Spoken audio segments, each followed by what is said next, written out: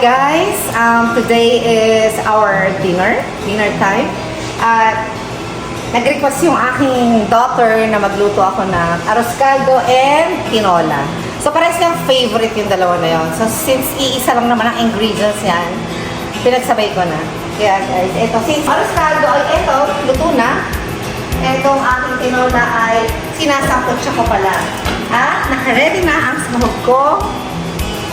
Sayote! Ayan, so I hope successful yung ating cooking show. It's not a cooking show, actually, it's for the family.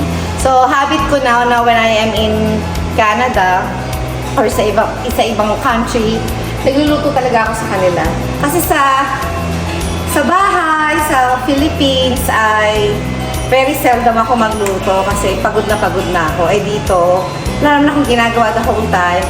Kaya I managed to cook for them. So happy naman ng mommy.